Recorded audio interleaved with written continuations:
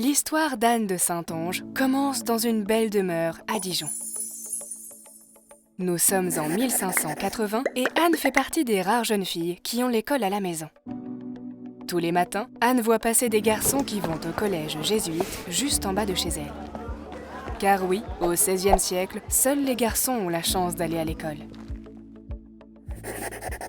Se dessine alors un rêve, instruire les filles de tout milieu. Une idée très en avance sur son siècle.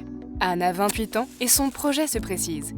Elle veut créer des écoles pour filles, qu'elles soient riches ou pauvres, et s'inspirer du modèle de Saint Ignace de Loyola et des Jésuites. Deux choix s'offrent à elle. Dijon, sa ville de cœur. Le problème, son père qui a peut-être trop d'influence et avec qui elle est en désaccord. Dole, synonyme de liberté et de nouveau départ, mais où elle arriverait en étrangère. Alors, que faire? Seul Dieu peut l'aider. Direction l'église Notre-Dame de Dijon. Anne prie un long moment, elle discerne. Et c'est une évidence, elle ira à Dole. Malheureusement, son père s'oppose à son départ et la menace. Anne décide alors de s'enfuir. Elle part de nuit, déguisée en paysanne, accompagnée de sa fidèle servante. Pas de Uber ni de TGV, il lui faut marcher jusqu'à Dole.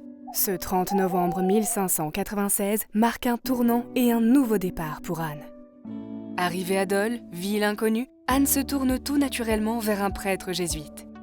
C'est son jour de chance. Il l'accueille les bras ouverts et lui trouve un logement. Ah, j'oubliais. Avant de partir, il lui conseille de se rendre au sanctuaire du Mont-Roland, à 4 km de Dole. Pourquoi ce conseil? Au Mont-Roland, un groupe de femmes, dont Claudine de Boisset, le futur bras droit d'Anne, souhaite créer une compagnie afin d'instruire les jeunes filles. Et ces femmes prient depuis des années pour qu'un leader leur soit envoyé. Et si c'était Anne? Encore un peu de patience.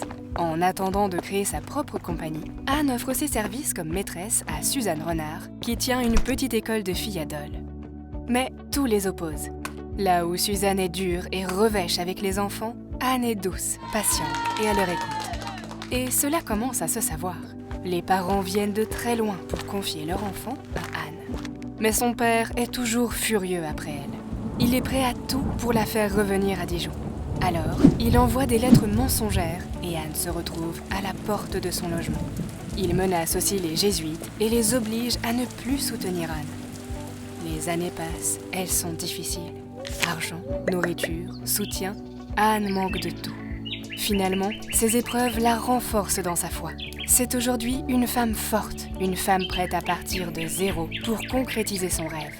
Et celui-ci devient réalité le 16 juin 1606. La compagnie d'Anne de Saintonge vient de naître. Pour en arriver là, il a fallu rassembler des compagnes et il lui faut maintenant obtenir les autorisations. Un véritable casse-tête. Rien ne se déroule comme prévu. Anne veut appeler sa fondation la Compagnie de Marie pour créer un versant féminin de la Compagnie de Jésus, autrement dit des Jésuites. Mais appeler sa compagnie Sainte-Ursule lui permet d'aller plus vite et de réaliser son projet. Alors, qu'importe le nom, son objectif est atteint. Sa compagnie, tout le monde en parle. Le succès est indéniable. Et rapidement, d'autres villes réclament des écoles. Vesoul, Besançon, Arbois, Saint-Hippolyte, Porrentruy, toutes ces fondations sont créées du vivant d'Anne de Saintonge. Et aujourd'hui, il y a Besançon, Dijon, Le Chesnay et Bruxelles. Il y a aussi Tours et Fribourg, Brigue et Sion en Suisse. La compagnie fondée par Anne de Saintonge il y a plus de 400 ans a fait des émules. 400 sœurs réparties sur 4 continents.